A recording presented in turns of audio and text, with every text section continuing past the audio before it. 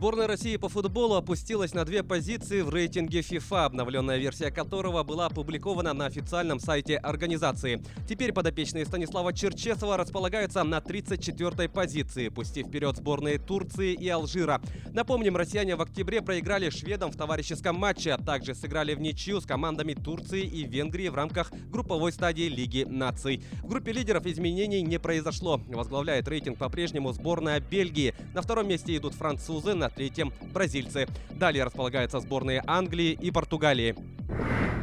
Футболисты московского ЦСКА в гостях сыграли в ничью с австрийским Вольфсбергом в матче первого тура группового этапа Лиги Европы. Встреча завершилась со счетом 1-1. В составе армейцев результативным ударом отметился Адольфо Гаич, для которого этот гол стал дебютным в составе московской команды. У хозяев поля взятие ворот провел Михаэль Линдель. Помимо Вольфсберга в группе Кейр с россиянами соперничают Фейенорд и Динамо Загреб, которые в параллельном матче сыграли в нулевую ничью. Во втором туре предварительного раунда турнира ЦСКА на своем поле примет хорватских футболистов. Встреча состоится 30 октября.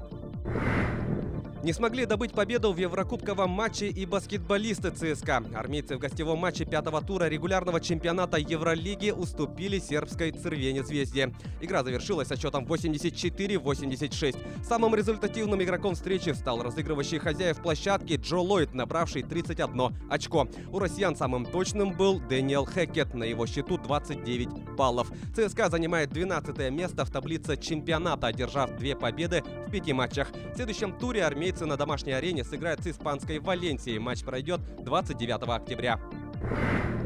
Московский «Спартак» со счетом 4-1 выиграл у петербургского СКА в выездном матче регулярного чемпионата континентальной хоккейной лиги. В составе красно-белых дубль оформил Сергей Широков. По одному взятию ворот провели Артем Федоров и Максим Цыплаков. Единственную шайбу хозяев льда забросил Андрей Кузьменко. «Спартак» занимает 8-е место в турнирной таблице Западной конференции, набрав 18 очков в 18 встречах. Петербуржцы же идут вторыми, имея в активе 25 пунктов после 20 игр. В следующем матче 25 октября московский клуб дома примет Сочи, а СКА на следующий день на своем льду сойдется с омским «Авангардом».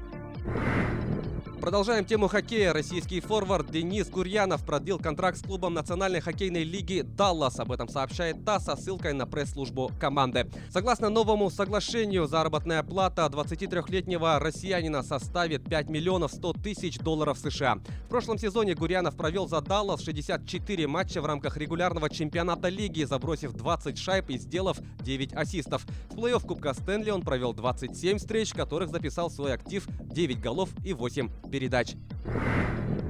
Якутянин Максим Толмачев стал победителем всероссийского турнира по вольной борьбе памяти заслуженного мастера спорта страны Сергея Карамчакова. Как сообщает «Спорт Якутии», участниками турнира, который прошел в Хакасии, стали 128 борцов.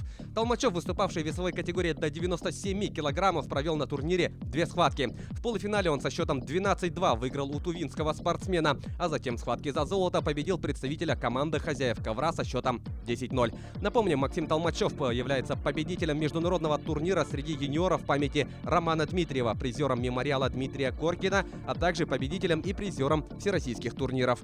К этому часу это все спортивные новости. Занимайтесь спортом и будьте здоровы!